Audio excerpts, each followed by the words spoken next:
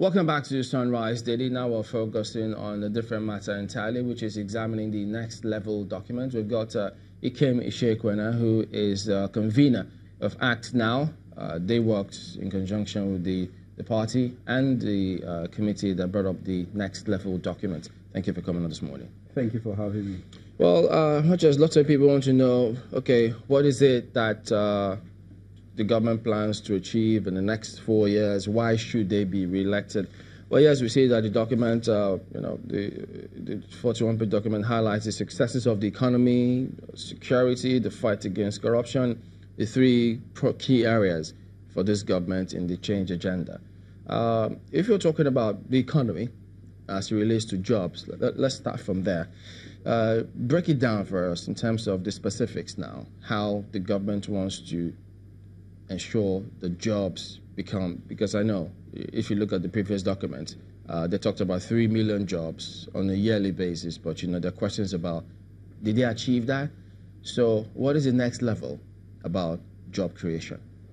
Okay, so first things first, so with regards to jobs, the one key thing to start with is to note that we have more job entrants graduating from tertiary institutions or from secondary schools who go into the marketplace than there are jobs available. So what this administration did was they did a skills gap survey in early 2015.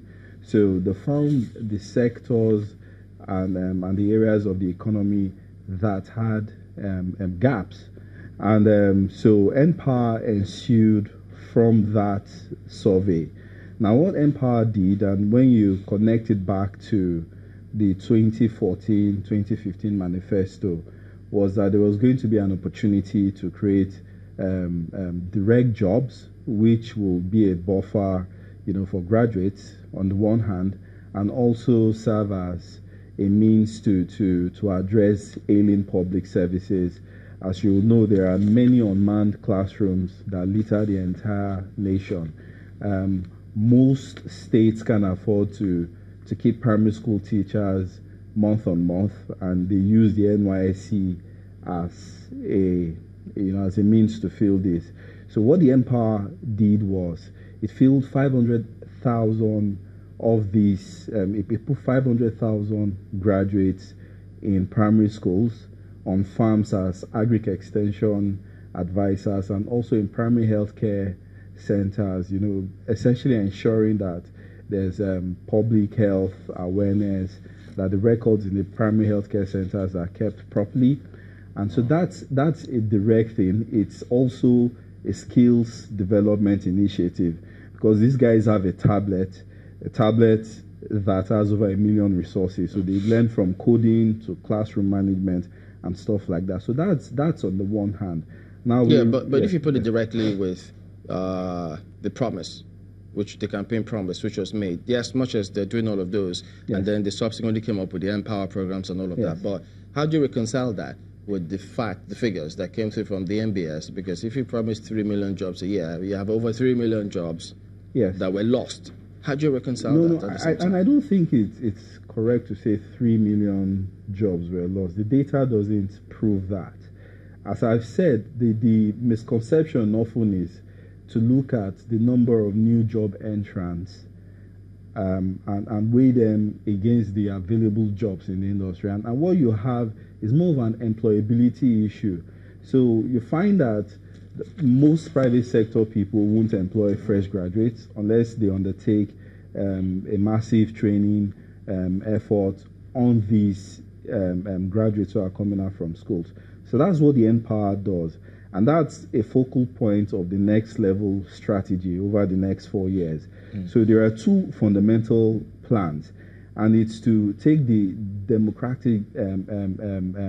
demography of working people from 15 years to 59 years and have a training effort that gets 10 million people trained. Okay, so from the skills... Hold on, before you take it further, the question Jemlin asked, maybe you should weigh that, go back a little bit and look at it. The question he asked was, this was a promise made. Yes, the NPower is good, and then you're talking about people who are graduating every year. But coming from the NBS, more jobs were lost also. So how does that marry? There's an unemployment issue. Now, what you have in terms of jobs, there are jobs that have also been gained. So there are jobs in the private sector and in sectors that, the recent surveys show have also been gained. But where you always will find a difference, and that's very important to understand. Let me read it to you because, I'm just trying to understand, your trajectory. Because we're not quoting these figures off the head. Let me just read directly. It says, between January and September 2017. Now, what report are you referring to? I'm reading it. 4.07 million Nigerians became unemployed. An analysis of the unemployment report for the third quarter released by the National Bureau of Statistics. This was published everywhere on December 23, 2017. What report does that refer to? Because we've got to be very specific with this data. What report does it? Are you reading off the NBS website, or it's a secondary report from there? Because people interpret data in all kinds of ways. So you will find documents that say 7 million jobs, 20 million jobs, 4 million jobs, 4 million people became unemployed. No, what it is, and this is very important to understand. We have graduates who are coming on stream all the time. We do not have enough jobs. Not that the gaps essentially exist in the sense that we have our universities, our tertiary institutions, and secondary schools spewing out people onto the job market space that are not employable.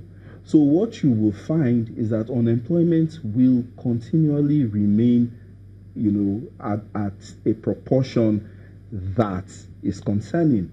So what do you do? So from a policy standpoint, what do you do? So that's why government is intervening. And in intervention, there are two key planks to look at this in intervening. In intervening, there's a direct effort, which is under the NPower scheme.